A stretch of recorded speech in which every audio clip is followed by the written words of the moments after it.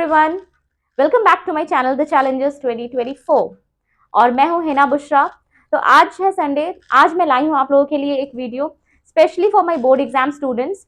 तो आज मैं छोटी सी स्टोरी भी शेयर करने वाली हूं, बहुत छोटी सी story.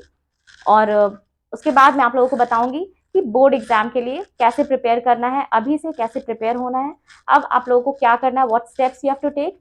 So please watch this video till the end and don't skip any part of the video. इससे पहले कि मैं कुछ आपको पॉइंट्स बताऊं कि कैसे सिलेबस कंप्लीट करना है या कैसे प्रिपेयर करना है बोर्ड एग्जाम के लिए, मैं आपको एक छोटी सी स्टोरी बताती हूँ, ठीक है, ताकि आपको भी रियलाइज हो जाएगा।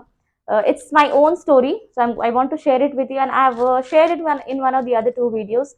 It pinches me all the time, so I like to share it to all those who are watching it, so that कि जो मिस्टेक मैंने किया अपने लाइफ में वो आप नहीं कीजिए। ओके, तो one life lesson which I have learned is that कि losing in life is better than regretting in life।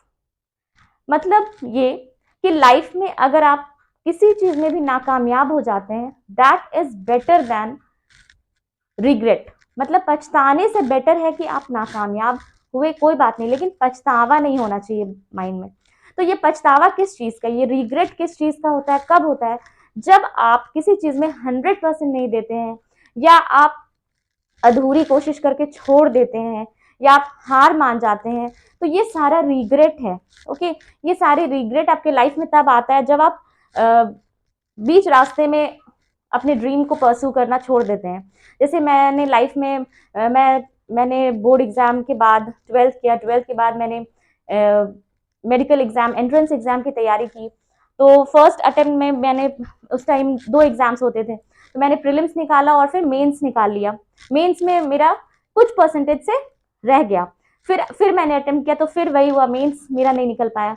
तो मुझे हर किसी ने कहा कि एक बार और ट्राई करो, the one seat is yours in MBBS, but I didn't take heed of all these things and I started my graduation in chemistry honors. Okay, तो अभी वो बात मुझे बहुत पिंच करती है, and that regret I'm carrying since almost more than 10 years back. Okay, तो और वो रिग्रेट कम नहीं होता है। Okay, whenever I look at a doctor or anybody with that white apron and stethoscope, so I start regretting कि काश मैंने एक बार और कोशिश की होती, काश मैं थोड़ा सा और ट्राई करती, एक बार और ट्राई करती, शायद मैंने 100% नहीं दिया होगा, कहीं ना कहीं कुछ कमी होगी। वैसे तो किस्मत की भी बात होती है, बट मुझे ऐसे रिग्रेट है कि मैं एक बार और ट्राई करती तो मेरा हो जाता। ओके, तो ये रिग्रेट आप अपने लाइफ में मत रखिए। ओके, वैसे तो हमें अपने नसीब पर, अपने किस्मत पर भरोसा रखना चाहिए कि जो होता है अच्छे के लिए होता है। लेकिन अगर आप 100% देते हैं, अपनी तरफ से पूरी कोशिश करते हैं, still you lose, you are not losing anything in life. It's just that particular thing या particular dream you have not achieved, but something big you will achieve later. क्योंकि हम बहुत सारी चीजें सीखते हैं जब हम स्ट्रगल करते हैं, बार बार कोशिश करते हैं, मेहनत करते हैं।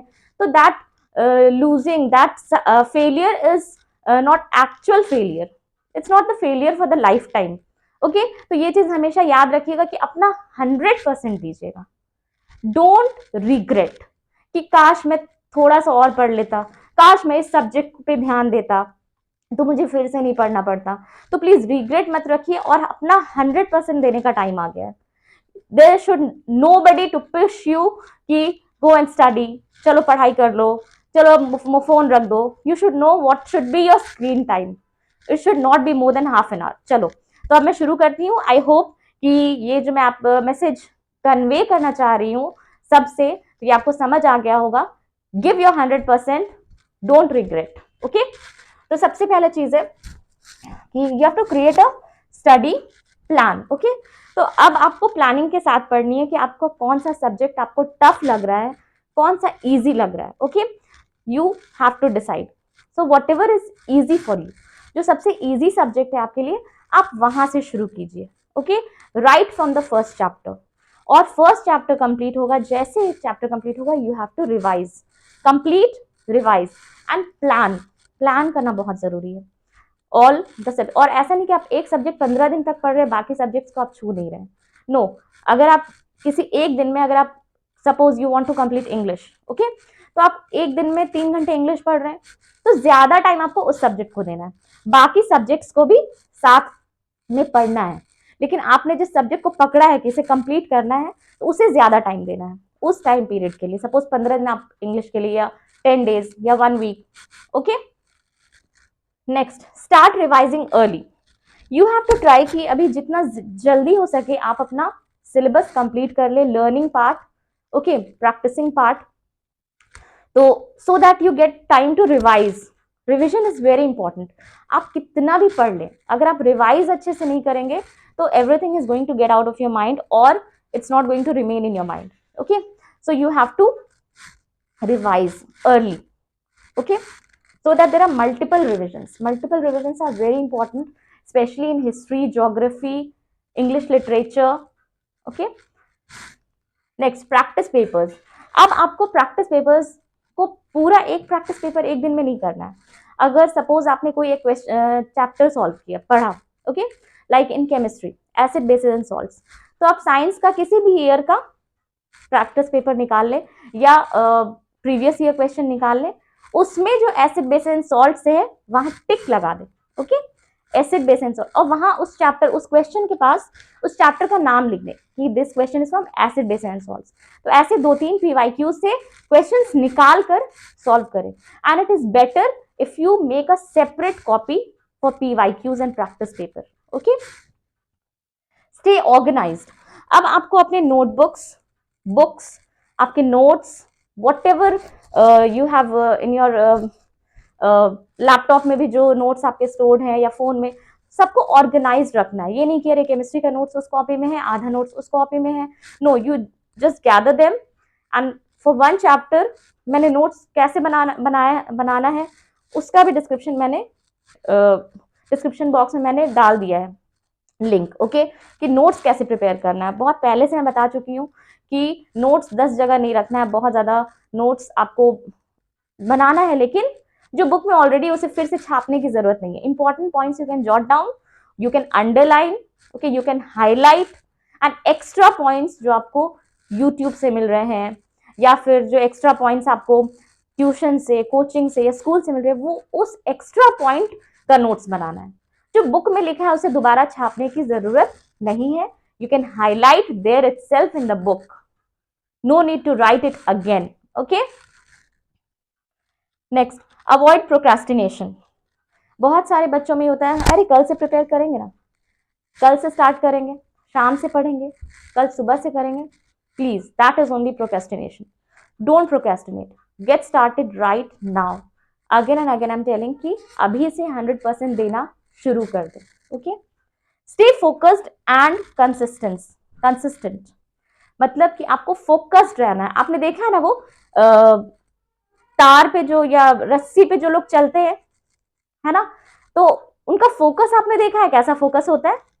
जो रस्सी पे चलते हैं, चाहे कितना भी इधर उधर कितना भी शोर हो, कुछ भी हो, there focus is unwavering focus, बिल्कुल हिलता नहीं उनका फोकस, क्योंकि उन्हें उस रस्सी पे चलना है। ओके, तो वैसा फोकस अभी चाहिए। अभी आपके आसपास, आपके एनवायरनमेंट में, आपके सराउंडिंग्स में क्या हो रहा है, कितना भी शोर हो रहा है, कितना भी कुछ भी हो रहा है, but you don't have to focus there, you don't have to scatter your mind, you have to remain focused and consistent until your exam.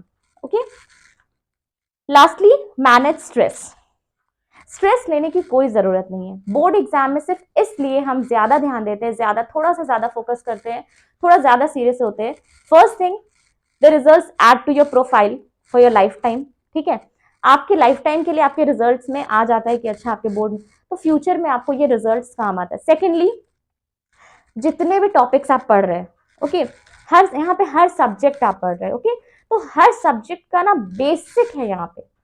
तो अगर आप अच्छे से बोर्ड में आप प्रिपेयर करते हैं तो आपका बेसिक एक्चुअली क्लियर हो रहा है, यू आर गेनिंग नॉलेज। ठीक है, मार्क्स से ज्यादा इंपॉर्टेंट है कि आप सीख रहे हैं। ओके, और मार्क्स ऑब्वियसली आप सीखेंगे तो मार्क्स तो अपने आप आ जाएगा, है ना। कामयाबी के पीछे भागने की जरूरत नहीं है, मेहनत करो, कामयाबी तो खुद ब खुद आपके पीछे भागेगी। Isn't it? 3 इडियट्स आप सभी ने देखा ही होगा, and it's a very famous dialogue. तो it's like that only, knowledge आपको होगा, एग्जाम होगा, मार्क्स खुद ब खुद आ जाएंगे आपके। तो स्ट्रेस लेने की जरूरत नहीं है, ठीक है। अगर आप 100% देते हैं, आपने बहुत मेहनत की है, तो पेरेंट्स को भी ये चीज समझना बहुत जरूरी है कि आपके बच्चे का पोटेंशियल जितना है उसने उतना किया है। कोई एक्स्ट्रा स्ट्रेस लेने की जरूरत नहीं है कि अगर मैंने 90% से कम लाया तो मेरा एडमिशन नहीं होगा या मैं लाइफ में कुछ नहीं कर पाऊंगा, ऐसा नहीं है।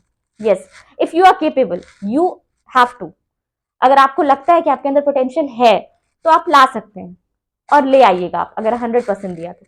और 100% देने के बाद भी, सब कुछ करने के बाद भी अगर मार्क्स कुछ अप डाउन होता है तो there is nothing to be stressed out. It's not the exam of your life. Life में अभी बहुत सारे एग्जाम्स आएंगे। You just, I am always stressing, I am always telling you कि जस्ट गिव योर 100%। ओके, बस stress लेने की जरूरत नहीं है। ऑलराइट, आई होप कि आज का वीडियो आप लोगों को अच्छा लगा होगा।